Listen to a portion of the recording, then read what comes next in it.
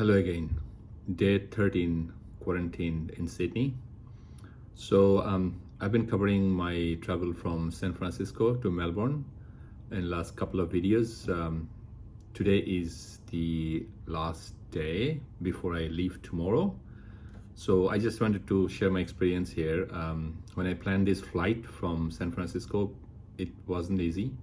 There was not much information available online, and my flight was cancelled twice before I could make this one. So finally, I'll be landing Melbourne tomorrow. I landed on December 14th in Sydney Airport from Tokyo, and immediately, I think I covered in the previous sessions that there was armed forces, police, and everybody on the airport. They straight away got us in a bus, took to the hotel, Novotel. This is Novotel Sydney Central, and they put us in the room and saying that no keys for us because we're not going to get out. And they literally meant that. There is a police guy, or I don't know, maybe military guy, sitting outside on the corridor 24/7 and watching who's coming out. I just probably opened the door after I did some running. I used to do, I think, 2-3 miles run indoor.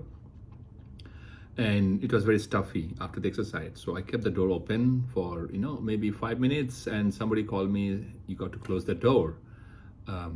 So that was interesting. They're so strict. I'm glad that they're so strict, and that's why their numbers are so low. I hope other countries do the same thing. So in the meantime, like 14 days staying in one room and nobody, not a single person will get in. It's not easy. But luckily, I have internet and, Wi-Fi and chatting and Zoom, everything is there. Only thing I would suggest those who are organizing these is maybe you put a YouTube or, Netflix, Prime, something on the TV. So people can watch movies, you can see in the iPad, but, that's nothing we do at this age of 2020. If you have any YouTube and Netflix, I think life would be comfortable, a lot more comfortable than it is. It's just in unpaid channels and there is nothing there. Very depressing. They gave me 2 dumbbells, which was nice of them, and I could do some exercises. Every day is the same thing. You wake up, I do some running, I have the breakfast by 8, I think 8:30. The breakfast is here, so they drop it outside. I pick it up, eat, finish the breakfast and put the trash out, and then wait for lunch. Looking at the door, I think you can see that's the door. So that was my life for last 40 days from here to there. Then lunch around 12:30, same thing. Finish your lunch and drop it outside. And the dinner, of course, around 6:30 they give the dinner. So menu is pretty good, I would say, really good. Like, it's not bad. It has different variety, and if you have a choice, you can give them. And chicken, beef, whatever you eat is there. Fish, yeah, it's pretty good menu. And also healthy. It's not something make you heavy. The last thing I want to share before I go is I tested twice the COVID on the day 2 and then today. Not today, on day 10th. They took swab inside and in the mouth and in the nose. Today 5 people knocked on my door because they will give me the release letter that I can go back to Victoria without being quarantined there. So there's a guy from police, there's a guy from Air Force I saw, other one probably Army, the uniform guy. There's a nurse and there's a doctor.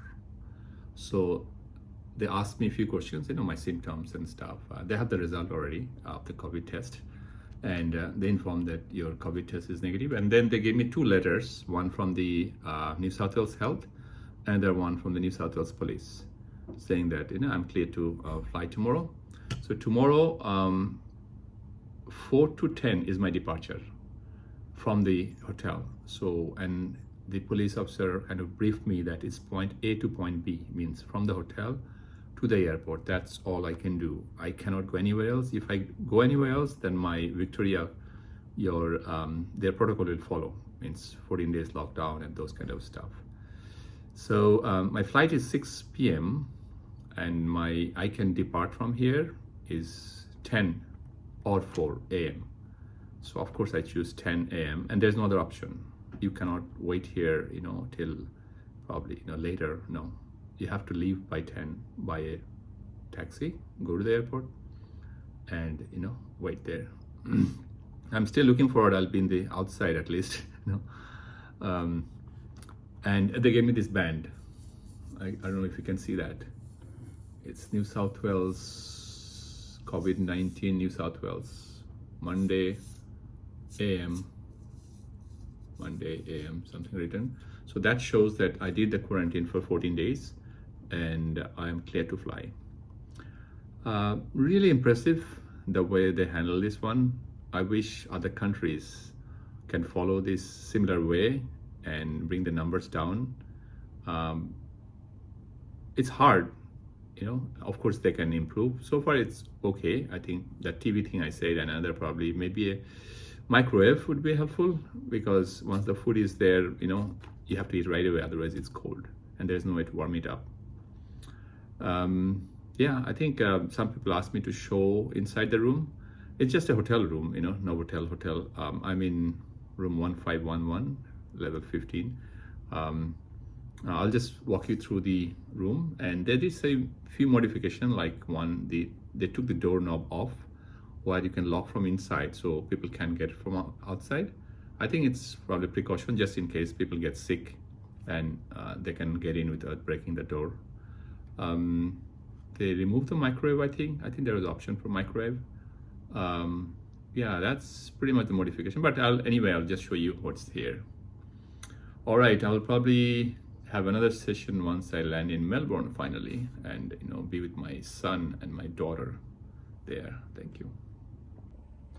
So here's the view from my hotel room 1511 in Novotel Central. It's a cloudy day. So it's a standard rule, as I said. There's nothing different, and I think they gave me 2 dumbbells, which is very helpful, though it's too heavy, but that's the only one they had. And they have a, of course, a kind of computer table, chair, a side table. I kind of adjusted for my, this 14 days, table, and then a television with really boring channels. There's nothing there, I can probably show you a few channels. It would be helpful if they have a YouTube at least, or Netflix, something like that. But there's nothing there. It makes you really depressed looking at the TV channels. And there is yoga, tourism. Anyway, so, and there is a fridge as usual. I think there was a probably microwave. That would be helpful, but they took it away for some reason.